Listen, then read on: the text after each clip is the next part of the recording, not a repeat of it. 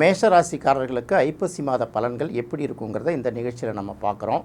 பொதுவாக மேஷம் அப்படின்னாலே பார்த்தீங்கன்னா நீட்டகத்தில் பாயிறவங்க அப்படின்னு உங்களுக்கு ஒரு பேர். அது என்ன நீட்டின கத்தியில் பாயிறது? சாதாரண கத்தியில் பாய்ந்தாலே காயப்படுத்தும். நீட்டிட்டு இருக்கிற கத்தியில் கொடுத்தா எந்த அளவுக்கு காயப்படுத்தும், அந்த அளவுக்கு அவர்கள் தைரியம் மிக்கவர்கள். அப்படிங்கிறதுனால மேஷராசிக்காரர்கள் நீட்டின கத்தியில் பாயக்கூடியவர்கள் அப்படின்னு சொல்லுவாங்க. அடுத்தது ஒரு நாட்டோட தளபதி அப்படின்னு பார்க்கும்போது அவர் எந்த நேரத்திலும் தன்னுடைய மக்களையும் நாட்டையும் காப்பாற்றுவதற்காக ரத்தம் சிந்துவதற்கு தயாராக இருப்பார் அப்படின்னு சொல்லுவாங்கள்ல. அதே போல் தனக்காகவும் தன்னை சார்ந்து இருப்பவர்களையும் காப்பாற்றுவதற்காக முன்னாடி நிற்கிறவங்க மேஷராசிக்காரர்கள். இந்த மேஷராசிக்காரர்களுக்கு ஐப்பசி மாதம் எப்படி இருக்கும், ஐப்பசி மாத கிரக நிலைகள் என்ன மாதிரியான பலன்களை கொடுக்கும் அப்படின்னு பார்க்கும்போது, முதல்ல ராசிக்கு உரிய கிரகமான செவ்வாய் 7ஆம் இடத்துல இருக்குது. இது பார்த்திங்கன்னா ஃபஸ்ட்டு ஒரு 10 நாளைக்கு தான் அந்த இடத்துல இருக்கும். அதுக்கப்புறம் பார்த்திங்கன்னா அது விருச்சிக ராசிக்கு போயிடும். அதனால் விருச்சிகம்ங்கிறது மேஷத்துக்கு 8ஆம் இடம். அந்த இடத்துக்கு செவ்வாய் போகிறதுனால அப்போ ராசிநாதன் 8ஆம் இடத்துக்கு போனால் நல்ல பலன்களை கொடுக்க மாட்டாரா அப்படிங்கிற ஒரு கேள்வி எழும். கண்டிப்பாக அப்படியெல்லாம் நினைக்க வேண்டிய அவசியம் இல்லை. மேஷம் எப்படி செவ்வாய்க்கு சொந்த வீடோ அதே போல் விருச்சிகமும் செவ்வாய்க்கு சொந்த வீடுங்கிறதுனால அந்த இடத்துலையும் செவ்வாய் ஆட்சி தான் பெறப்போகிறார். ஒரே விஷயம் என்ன அப்படின்னு கேட்டிங்கன்னா, ஒரு கிரகம் 2 வீட்டுக்கு ஆதிபத்தியம் பெறும்போது, 1ங்கிறது சுப ஆதிபத்தியம், 8ங்கிறது கொஞ்சம் பார்த்திங்கன்னா அசுப ஆதிபத்தியமாக இருந்தாலும் அந்த இடத்தில் ஆட்சி பெறுவதால், அதாவது இவர்களுக்கு கிடைக்கக்கூடிய வாய்ப்பு, அதாவது ஐப்பசி மாதத்தில் மேஷராசிக்காரர்களுக்கு கிடைக்கக்கூடிய வாய்ப்புங்கிறது உடனே கிடைச்சிடாது. ஒரு சின்ன நெருக்கடிக்கு அப்புறம் அந்த வாய்ப்பு கனிந்து வரும். இதுதான், அதாவது அவர்கள் பெற வேண்டிய பலன்களை எடுத்த எடுப்பிலே பெறாமல் கொஞ்சம் போராடி பெற வேண்டிய ஒரு சூழ்நிலை உருவாகும். இது பார்த்திங்கன்னா அந்த அளவுக்கு ஐப்பசி மாதத்தில் அவங்க கஷ்டப்பட வேண்டிய அவசியம் இல்லை. ஏன் அப்படின்னு கேட்டோம்னா, அதிசாரமாக கடகராசிக்கு வந்திருக்கக்கூடிய குரு 5ஆம் பார்வையாக விருச்சிகத்தை பார்வை செய்வதால் அங்கே இருக்கக்கூடிய செவ்வாய்க்கு குருவோட பார்வை கிடைக்குது. ராசிநாதன் அவர் 8ஆம் இடத்துல ஆட்சி பெற்று தான் இருக்கார். அவருக்கு குருவோட பார்வை கிடைக்கிறதுனால, அதாவது பாக்கியாதிபதியோட பார்வை அவர்களுக்கு கிடைக்கிறதுனால நிறைய பேருக்கு பார்த்திங்கன்னா மேஷராசிக்காரர்களுக்கு இந்த மாதத்தில் ஒரு உயர்ந்த பொறுப்புகள் நிறைய பேர் அவர்களுக்கு கைகூடி வரும். அதாவது பல இடங்களில் பார்த்திங்கன்னா அவங்க வேலை வாய்ப்புக்கோ இல்லை இருக்கக்கூடிய இடத்துல ஒரு முக்கியமான பொறுப்புகளுக்கோ பல தடவையாக முயற்சி பண்ணிட்டு நடக்காமல் இருந்திருந்தால் அவர்களுக்கு இந்த காலகட்டத்தில் ஒரு நல்ல பொறுப்பு வரும். நிறைய பேர், அதாவது குரு செவ்வாயை பார்க்கும்போது அது குருமங்கல யோகமாக வேலை செய்யும் இல்லையா. அப்போ மேஷராசிக்கு செவ்வாய்ங்கிறது ராசியாதிபதி ஆகிடுறாரு, குருங்கிறது பாக்கியாதிபதி ஆகிருங்கிறனால இந்த இடத்துல 1க்கும் 9ஆம் இடத்துக்கும் உள்ள தொடர்பு அப்படி பார்க்கும்போது நிறைய பேர் சொத்து பத்துக்கள் வாங்கக்கூடிய நிலவரம் உருவாகும். நிறைய பேர் வீட்டில் பார்த்திங்கன்னா சுபகாரியங்கள் நடக்கும்.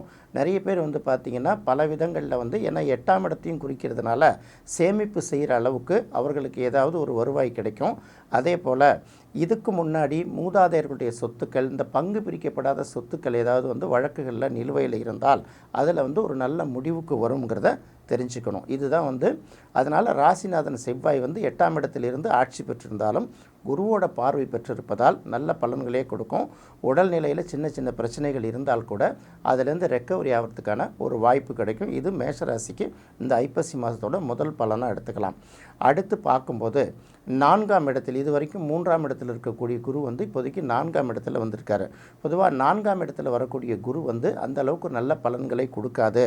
ஏன்னா குருவுக்கு 4ஆம் இடம் நல்ல இடம் இல்லை அப்படின்னு ஒரு பொதுவான கருத்து இருந்தாலும் இந்த இடத்தில் குரு உச்சம் பெறுவதால், இந்த இடத்துல குரு உச்சம் பெறாருன்னா அவர் மேஷராசிக்கு 9ஆம் இடத்துக்கும் 12ஆம் இடத்துக்கும் உரிய ஒரு கிரகம். அப்போ 12ஆம் அதிபதி 4ஆம் இடத்தில் உச்சம் பெறுவதால் இது என்ன நடக்கும் அப்படின்னு பார்த்திங்கன்னா, நிறைய பேர் பார்த்திங்கன்னா இந்த சொத்துக்களை சில நேரம் வச்சுட்டு இதை டிஸ்போஸ் பண்ணிவிட்டு வேறு ஏதாவது ஒரு வேலையை செஞ்சால் நல்லாயிருக்கும், இல்லை வேறு ஏதாவது இன்வெஸ்ட்மெண்ட் பண்ணலாம், அல்லது வேறு ஏதாவது கடனை கொடுக்கலாம் அப்படி கூட நினச்சிட்டு அப்படி பேசிகிட்டு இருக்கும்போது பார்த்திங்கன்னா நிறைய பேருக்கு அந்த சொத்துக்கள்லாம் சில இடங்களில் விற்பனையாகாமல் இருக்கும். இந்த ரியல் எஸ்டேட்டு, நிலங்கள், வீடு, மனைகள் இதெல்லாம் விற்பனையாகாத சில விஷயங்கள் இருக்கும்.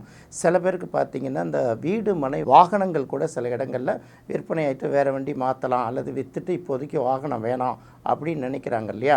அதுவும் இது வரைக்கும் தடங்கள் ஆகிட்டே இருக்கும். இப்போ அதை விற்பனை செய்வதற்கான வாய்ப்பு கண்டிப்பாக உருவாகும். இந்த வாய்ப்பை வந்து இந்த ஒரு 40-50 நாட்கள் மட்டும்தான் வந்து குரு வந்து கடகத்தில் இருக்கிறதுனால இந்த வாய்ப்பை வந்து அவர்கள் முழுமையாக பயன்படுத்திக்கலாம்.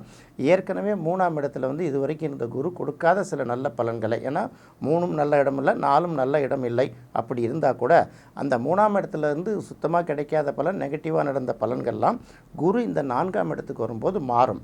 அதே சமயம் இந்த குரு வந்து 9ஆம் இடத்துக்கும் அதிபதிங்கிறதுனால 9ஆம் அதிபதி 4ஆம் இடத்தில் வந்து உச்சம் பெறுவதால் இது என்ன மாதிரியான பலனை கொடுக்கும் அப்படின்னு பார்த்தீங்கன்னா, பொதுவாக 9 அப்படிங்கிறது பார்த்திங்கன்னா தந்தை வழி, 4 அப்படிங்கிறது பார்த்திங்கன்னா தாய் வழி.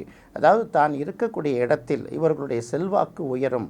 ஏதாவது ஒரு வகையில் வந்து நிறைய பேர் பார்த்திங்கன்னா பிரபலம் அடைவதற்கு ஒரு வாய்ப்பு இருக்கும்.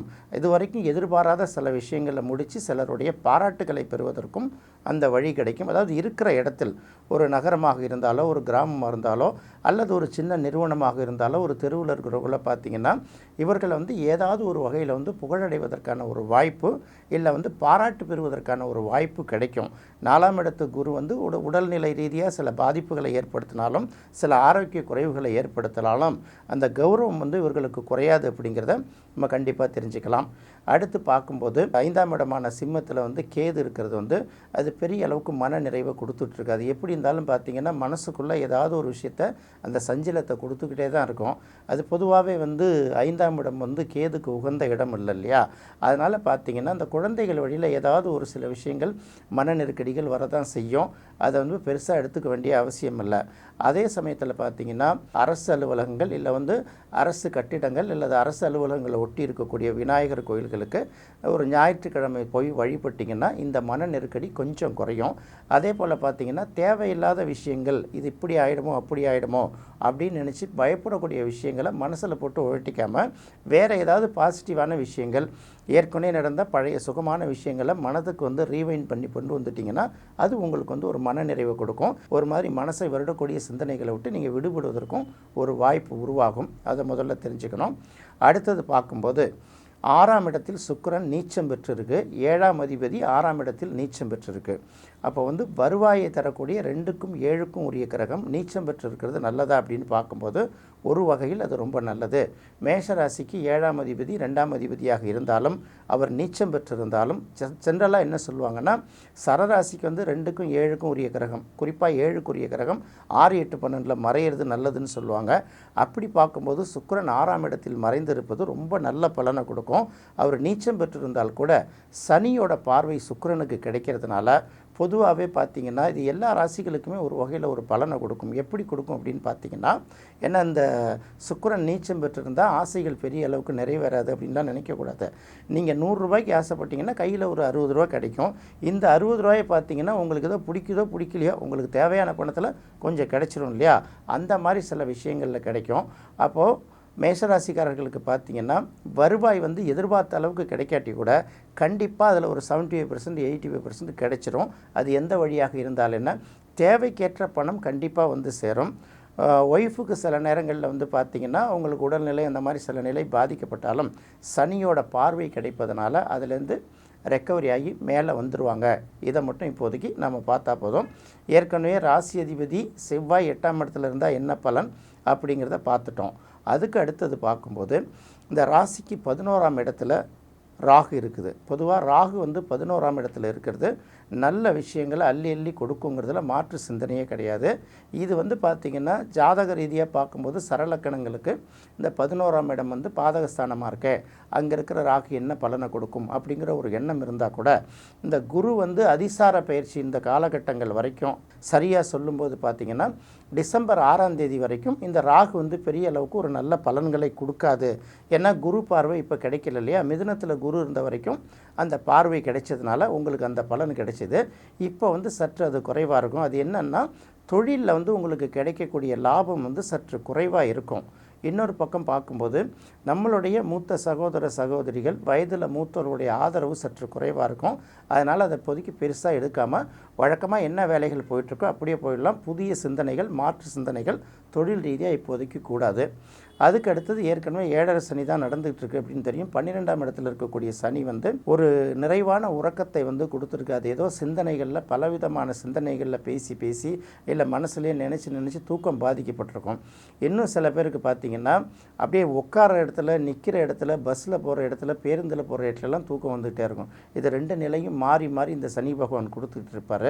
அதோட நிலை சற்று இப்போதைக்கு மாற்றமடையும். ஏன்னா கடகத்துக்கு வரக்கூடிய குரு 9ஆம் பார்வையை சனியை பார்ப்பதாலும், அடுத்தது இப்போ சுக்கிரனுடைய பார்வை நேரடியாக சனிக்கு கிடைப்பதாலும், அதாவது பணத்தை குறிக்கக்கூடிய 2 கிரகங்களோட பார்வை சனிக்கு கிடைக்கிறதுனால நீங்கள் தொழில் செய்கிற இடத்துலையும் அல்லது பார்த்திங்கன்னா வெளிநாடு சம்பந்தப்பட்ட இடங்கள்லேருந்தும் உங்களுக்கு தொழில் வாய்ப்புகளும் பண வாய்ப்புகளும் சேரும். அதனால் ஐப்பசி மாதத்தை பொறுத்தவரை மேஷராசி அப்படின்னு எடுக்கும்போது சூரியன் நீச்சமாகி இருக்கிறதுனால பிள்ளைகள் வழியில் சில மன வருத்தங்கள் இருந்தாலும், 5ஆம் இடத்துல கேது இருக்கிறதுனால மனசில் அப்பப்போது சில சஞ்சலங்கள் இருந்தாலும், அதையும் தாண்டி தொழில் ரீதியாக, பண ரீதியாக, தொழில் ரீதியாக எல்லாத்திலும் ஒரு நல்ல பலன்களே தான் கிடைக்குங்கிறத நம்ம ஒட்டுமொத்தமாக நாம் தெரிஞ்சுக்க வேண்டியதாக இருக்குது. எல்லாத்துக்கும் முக்கியமான காரணம் என்ன நடந்தாலும் நம்மளால் தைரியமாக மீண்டு வர முடியும். ஏன் அப்படின்னு கேட்கும்போது ராசிநாதன் செவ்வாய்க்கு குருவோட பார்வை கிடைக்குது. ஸோ இந்த பலன்களை எல்லாம் முழுமையாக பயன்படுத்தி கொள்வதற்கு செவ்வாய்க்கிழமை அல்லது வியாழக்கிழமை செந்திலாண்டவர் அப்படிங்கிற பெயரில் உள்ள முருகனை வழிபடுவது உங்களுக்கு நல்ல பலன்களை கொடுக்கும். என்ன நேயர்களே, ஐப்பசி மாதம் மேஷராசிக்கு எந்த மாதிரியான பலன்கள் நடைபெறுங்கிறத இந்த நிகழ்ச்சியில் பார்த்தோம். ரிஷபராசிக்கு எந்த மாதிரியான பலன்கள் நடைபெறுங்கிறத அடுத்த நிகழ்ச்சியில் பார்ப்போம். நன்றி, வணக்கம்.